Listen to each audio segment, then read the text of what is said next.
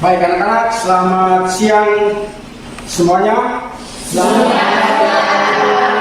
Baik, terima kasih atas kesediaan kalian sudah menunggu sampai dengan waktu yang sudah ditetapkan. Sebelum kita memulai dengan pembelajaran kita, mari kita berdoa menurut ajaran agama dan kepercayaan kita masing-masing. Pak Guru minta salah satu dari kalian memimpin kita dalam doa untuk memasuki pelajaran.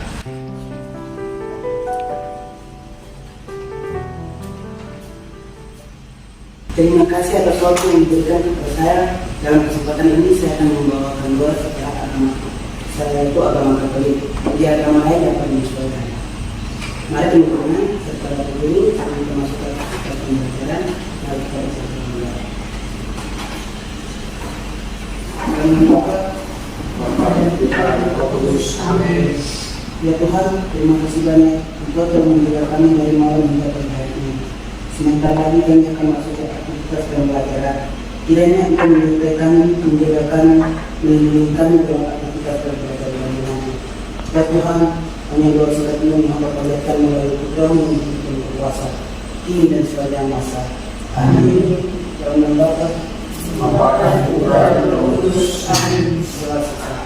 Oke, kita menyanyi lagu dengan judul Bersabang sama Roh.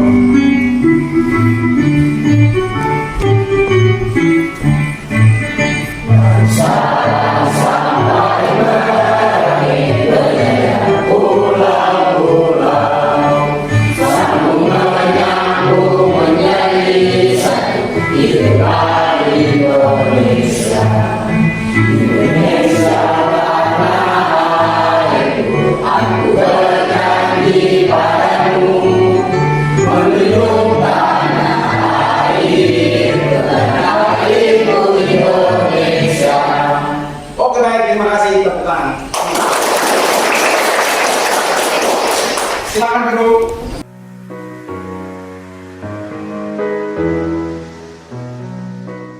Pada hari ini kita akan belajar tentang siklus hidrologi. Mari kita mengenal lebih jauh tentang bagaimana air bergerak di bumi kita.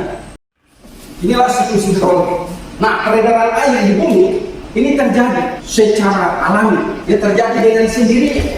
Air ini dia sangat bermanfaat bagi kebutuhan hidup manusia. Ada 3 jenis kebutuhan hidup manusia. Yang pertama, mandi. Yang kedua, cuci. Yang ketiga, kakus. Maka 3 kebutuhan dasar ini tidak bisa dipungkiri. Setiap manusia memerlukan atau membutuhkan air untuk kebutuhan ini. Pak Guru mau tanya, apakah dari kalian yang tidak membutuhkan air untuk 3 kebutuhan ini? Adakah yang tidak mandi? Adakah yang tidak minum? Adakah yang tidak haus? Dia bisa hidup? Nah, menurut kalian bisa tahan? Ya, bisa. Kalian bisa tahan mandi? Kalian bisa tahan minum? Kalian bisa tahan haus? Maka kebutuhan-kebutuhan itu semua memerlukan air. Nah, kalian tujuan pembelajaran di siang hari ini. Yang pertama, melalui model pembelajaran discovery learning dan penggunaan media tayang PowerPoint, peserta didik diharapkan dapat menjelaskan pengertian siklus hidrologi. Ya.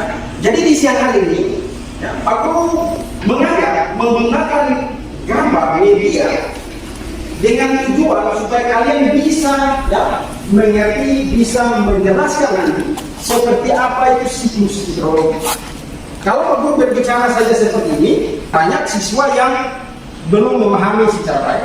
Tetapi dengan penggunaan media seperti ini, maka Pak Guru yakin dan percaya pasti kalian bisa sangat cepat untuk memahami seperti apa peredaran air, seperti apa siklus hidrologi. Yang kedua, melalui model pembelajaran discovery learning dan penggunaan media tayang PowerPoint, peserta didik diharapkan dapat menjelaskan komponen dan tahapan siklus hidrologi secara baik dan benar. Sebentar, aku akan tampilkan juga komponen-komponen yang ada dalam siklus hidrologi. Aku kasih bocoran, ada 8 komponen yang ada di dalam siklus hidrologi. Maka perlu kalian harus tahu melalui model pembelajaran discovery learning dan penggunaan media tayang PowerPoint, peserta didik diharapkan dapat mengidentifikasi siklus hidrologi atau air. Dengan media tayang ini juga diharapkan sebentar kalian bisa mengidentifikasi di dalam siklus hidrologi ada 3 jenis siklus. Ada siklus pendek, ada siklus sedang, ada siklus panjang. Kita lihat yang pendek. Sebelum itu, kita harus tahu dulu apa itu siklus hidrologi. Ini sengaja Pak Guru buat untuk menambah minat kalian menggunakan bahasa daerah, bahasa lokal, dan menamiki pemilihan arti daripada definisi siklus hidrologi. Gerakan air, udara, yang kemudian ke permukaan tanah sebagai hujan atau bentuk gravitasi lain dan akhirnya kembali lagi ke laut. Itu arti daripada siklus hidrologi. Nah, kita akan lihat komponen bagian-bagian daripada siklus hidrologi yang tadi Pak bilang ada 8. Nanti kita lihat lanjut deh. Satu komponen yang ada dalam siklus hidrologi adalah evaporasi. Evaporasi adalah sebuah proses penguapan yang berasal dari air permukaan. Air permukaan itu air laut, air sungai, air danau, air selokan, air got, air yang ada di ember, air yang sedang dimasak. Itu adalah air permukaan. Komponen yang kedua adalah transpirasi. Transpirasi itu adalah sebuah proses penguapan yang berasal dari tumbuhan. Pernah lihat daun keladi? Nah, pada saat hujan turun kena daun keladi tersebut, air yang turun itu dia tidak langsung tapi ada sebagian air yang tertahan di atas daun keladi. Nah, air yang ini yang ada di atas daun keladi itu nanti dia akan menguap. Oke, kita lihat yang ketiga, kondensasi. Kondensasi itu proses perubahan wujud air karena lihat uap air. Proses itu akan menjadi butiran air. Komponen yang keempat, precipitasi. Precipitasi ini adalah hujan. Semua sudah pernah lihat hujan? Pernah mandi hujan? Komponen yang berikut, infiltrasi. Infiltrasi itu iya tadi kalau bilang meresap. Air meresap ke dalam tanah. Lewat mana? Pori-pori tanah. Manusia punya pori-pori, tanah juga punya pori-pori. Jadi air yang masuk ke dalam tanah itu bingung kan? Air masuk gimana? Bingung kan? Tapi dia masuk lewat pori-pori tanah terus ya. Yang kena adalah runoff atau tadi kalau bilang air limpasan. Yang lompat, yang mengalir dari daerah yang paling rendah, itu yang disebut sebagai runoff atau air limpasan. Oke, yang kedua kita lihat perkolasi. Perkolasi itu peresapan air di dalam tanah secara horizontal. Horizontal adalah evapotranspirasi. Nah, apa itu evapotranspirasi? Penguapan yang berasal dari air permukaan evaporasi. Ditambah lagi dengan penguapan yang berasal dari tumbuhan. Proses evaporasi dengan proses transpirasi menguap bersama-sama. Jadi air permukaan, air yang dari tumbuhan ini menguap sama-sama. Inilah yang disebut sebagai evapotranspirasi. Oke? Bisa dipelajari? Bisa paham? Bisa. Oke, mantap. Kita lanjut. Nah, inilah siklus hidrologi. Proses siklus hidrologi berlangsung mulai dari adanya penyinaran matahari. Hari ini memanaskan semua permukaan bumi. Jadi permukaan air, permukaan tanah, permukaan daun-daun, semua ini dipanasi oleh matahari. Yang ada di tumbuhan juga akan menguap. Yang ada di sungai ini juga akan menguap. Yang ada di danau ini juga akan menguap. Penguapan juga bisa terjadi di malam hari. Ya, bisa tanpa matahari, penguapan bisa. Tetapi proses penguapan yang terjadi di malam hari sangat kecil. Proses yang pertama yang terjadi evaporasi. Proses penguapan yang berasal dari air permukaan ini. Air permukaan ini laut, sungai, kemudian danau, got dan sebagainya. Yang transpirasi. Apa itu transpirasi? Terlihat proses penguapan yang berasal dari tumbuhan. Evaporasi dan transpirasi akan menguap. Dan ini akan menguap naik, dan ini akan menguap naik. Kemana? Nanti akan ke sini. Mereka akan melanjutkan prosesnya. Nah, proses yang kedua ada di sini. Ya, disebut sebagai proses kondensasi. Kita lihat. Apa itu proses kondensasi? Proses perubahan wujud air menjadi butiran air. Proses yang ketiga adalah previtasi. Proses turunnya air dari atmosfer ke bumi, atau bahasa sederhana dibilang hujan. Proses hujan itu adalah proses jatuhnya air dari atmosfer ke permukaan tanah. Kalau hujan turun ke permukaan tanah, dia akan membasahi semua yang ada di permukaan tanah. Setelah proses previtasi, dia masuk pada proses ini. Jadi hujan ini turun ke permukaan tanah, ada sebagian air yang masuk terus melalui pori tanah ini terus. Ada sebagian air juga yang tampias, dia mengalir mencari daerah yang paling rendah. Terjadilah proses infiltrasi, proses peresapan air ke dalam tanah melalui pori tanah secara vertikal. Kemudian ada proses running off. Proses running off itu adalah proses air mengalir mencari daerah yang paling rendah atau tempat yang paling rendah. Proses yang kelima adalah proses perkolasi. Nah, ini dia tanda-tandanya. Proses peresapan air secara dari kiri ke kanan ke sana. Jadi air yang turun dari sini turun, dia tidak turun juga sendiri, tapi dia akan meresap ke kiri, akan meresap ke kanan. Nah, yang meresap ini terus sampai ke dalam. Ada tahapan satu lagi yang namanya evapotranspirasi. Penguapan yang berasal dari air permukaan dan penguapan yang berasal dari tumbuhan terjadi secara bersama-sama. Jadi yang dari air permukaan menguap, yang dari tumbuhan menguap. Ya, mereka berdua ini menguap sama-sama naik ke awal. Nah, proses penguapan itu yang disebut sebagai proses evapotranspirasi. Inilah siklus air. Maka dia terjadi dengan sendirinya. Bisa dipahami?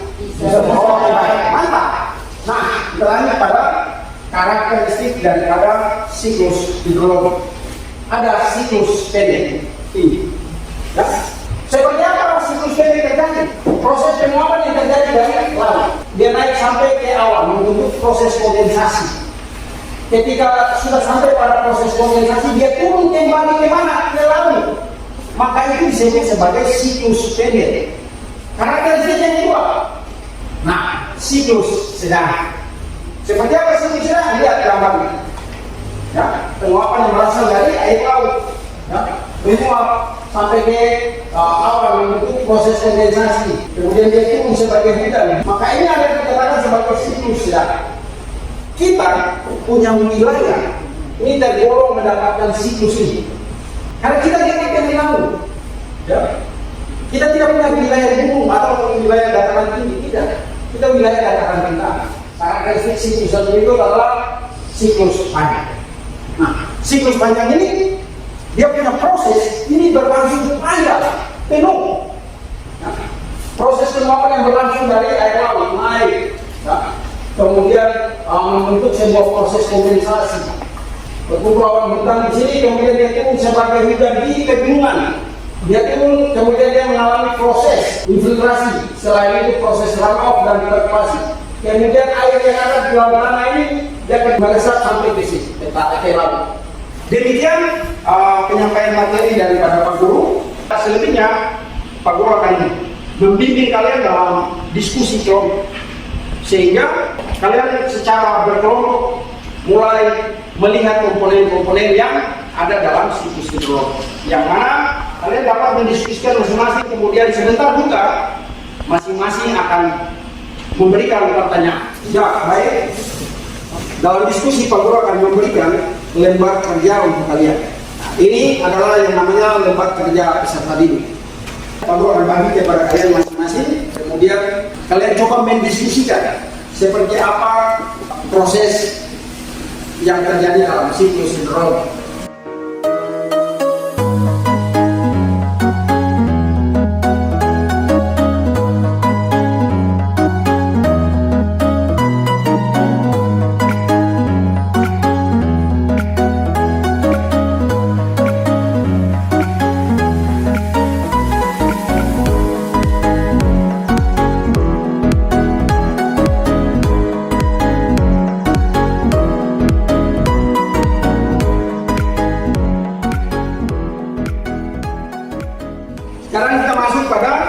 sesi tanya jawab. Diharapkan kelompok yang bertanya suara jelas supaya bisa didengar oleh teman-teman. Kemudian kelompok yang dituju juga mencatat pertanyaan apa supaya jangan lupa. Bagaimana, semua sudah? Ya, kelompok satu. Silakan yang ditunjuk sebagai ketua kelompok. Saya dari perwakilan kelompok 1 ingin bertanya kepada kelompok 2. Apa yang dimaksud dengan siklus sedang? Kelompok 1 bertanya kepada kelompok 2. Pertanyaan adalah apa yang dimaksud dengan siklus sedang. Berikutnya kelompok 4. Silakan.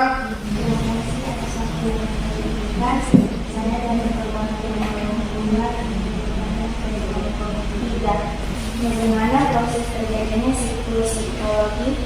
Siklus?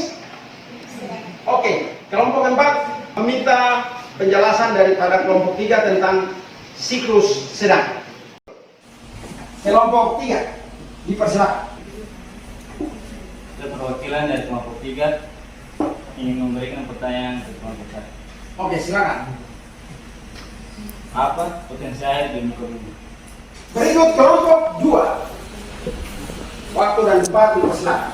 Kami dari kelompok 2 pertanyaan ke kelompok 4. Oke, silakan.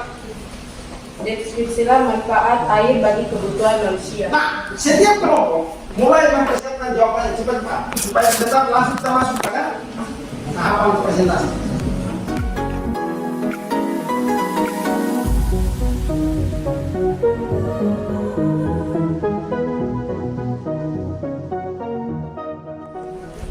Oke, bagaimana sudah? Sudah. Kelompok 1 sudah siap? Kelompok 3 sudah paham? Kelompok 2, kelompok 4. Oke, baik. Kita mulai dari kelompok yang ditanya. Kelompok 1 tadi bertanya kepada kelompok 2. Oke, waktu dan tempat dipersilakan. Kami akan menjawab pertanyaan dari kelompok 1. Sebagai jawabannya siklus sedang. Jawabannya, penguapan yang berasal dari lautan, sungai, kemudian mengalir. Proses kondensasi selanjutnya mengalami proses turunnya sebagai hujan di wilayah dataran rendah. Oke, kita berikan aplaus untuk kelompok. Siklus sedang ini. Nah, proses penguapan yang berasal dari air laut, ya, kemudian naik sampai di awan membentuk sebuah proses kondensasi. Perubahan wujud air yang ada di sini, nah dia akan dibawa oleh angin. Kemudian sampai sudah terkumpul, sudah banyak butiran air di sini, kemudian dia akan turun sebagai hujan di wilayah pinggiran pantai. Kita lanjut kepada kelompok yang berikut. Silakan. Baik, terima kasih atas waktu yang diberikan kepada kita. Di sini saya perwakilan atas kelompok 3. Di sini saya akan menjawab mengenai pertanyaan dari kelompok 4, yaitu mengenai siklus sedang. Adalah penguapan yang berasal dari laut, sungai, kemudian mengalami proses kondensasi. Selanjutnya mengalami proses presipitasi atau turun sebagai hujan. Diawalinya dataran rendah. Kelompok 4 bisa diterima? Oke, baik, kita berikan aplaus lagi kepada kelompok 3. Inilah siklus sedang. Proses yang terjadi. Kelompok 4 ini. Proses siklus sedang itu terjadi mulai dari penguapan air permukaan. Terlebih dahulu dari air laut. Ya, air laut menguap, kemudian membentuk sebuah proses kondensasi, proses perubahan wujud air menjadi butiran air. Kemudian turun sebagai hujan. Kemudian meresap ke dalam tanah secara vertikal. Kemudian meresap lagi secara horizontal ke laut. Oke, kita lanjut. Saya dari perwakilan kelompok 1 akan menjawab pertanyaan yang diberikan dari kelompok 3. Apa potensi air di permukaan bumi? Adalah sebagai sarana transportasi air seperti kapal, ketinggian, dan lain-lain. Sebagai pembangkit listrik tenaga air. Oke, baik, kita berikan aplaus untuk kelompok 1. Kamu perlu pertegas lagi. potensi air di permukaan bumi ini banyak. Yang pertama, potensi air bisa dimanfaatkan untuk sarana transportasi perairan, kapal mau berlayar. Dari sini kita mau ke Merauke menggunakan kapal, kalau tidak ada air kita tidak bisa berlayar. Kalian yang pulang ke kampung menggunakan perahu ketinting, ya, kalau tanpa air kalian tidak bisa pulang ke kampung.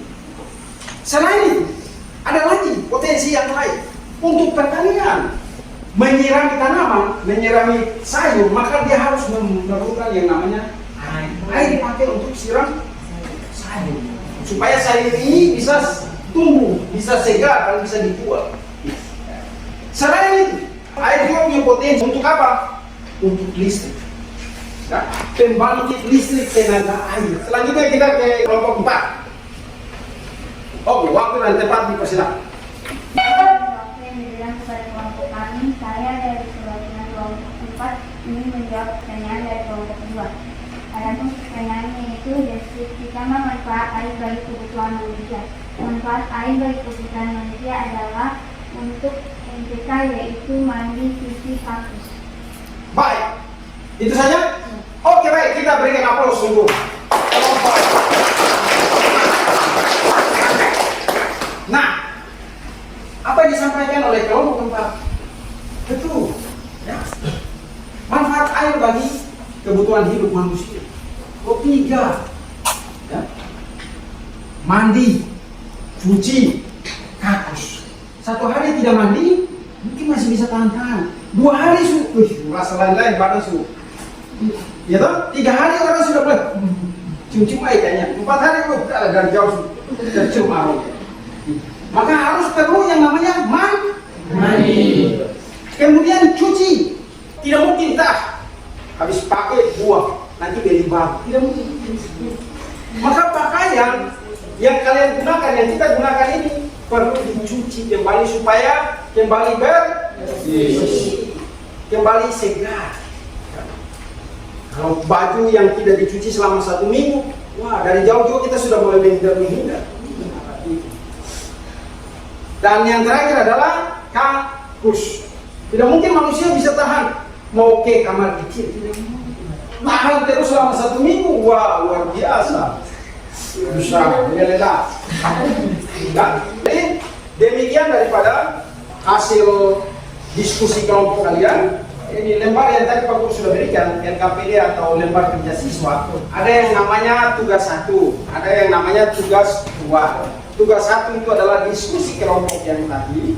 Tugas 2 adalah tugas individu yang nanti kalian pulang ke rumah, kemudian kalian melakukan pengkajian tugas. Nanti di minggu depan baru kalian boleh mengumpulkan tugas yang kedua. Bisa dimengerti? Bisa.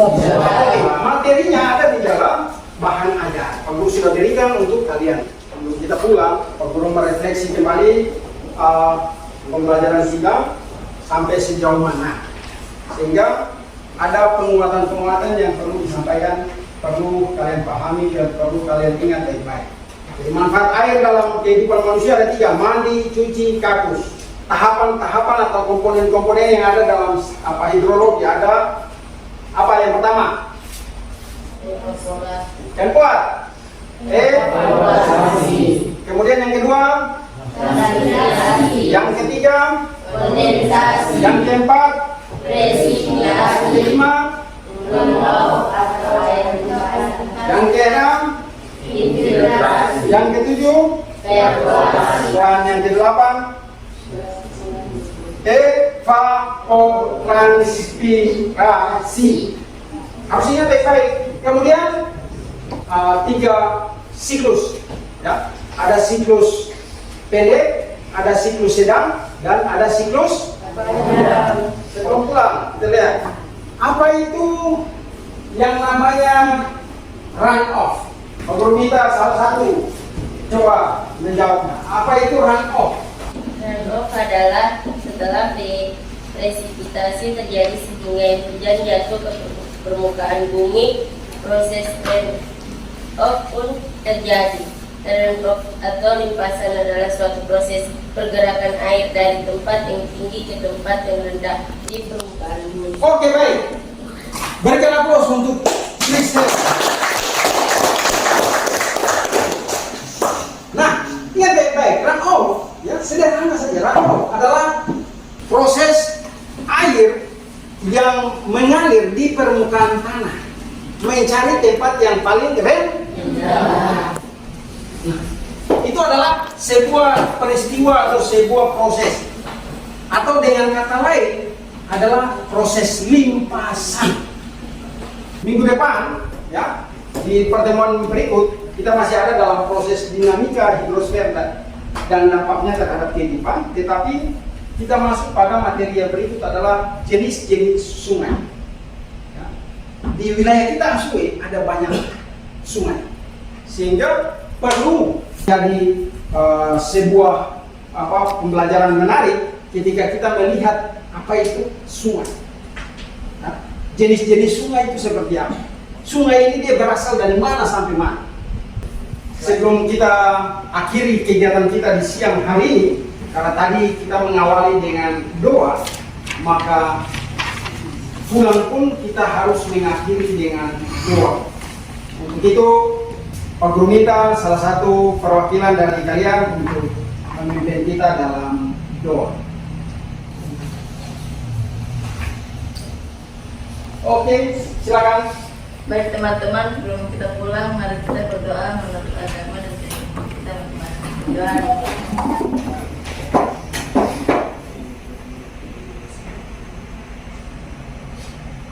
Amin. Oke, berdoa selesai. Terima kasih. Kembali ke tempat. Pak Guru menyampaikan banyak-banyak terima kasih atas pembelajaran kita di siang hari ini. Sampai di sini kita berjumpa di minggu depan dan selamat siang untuk semuanya. Selamat siang.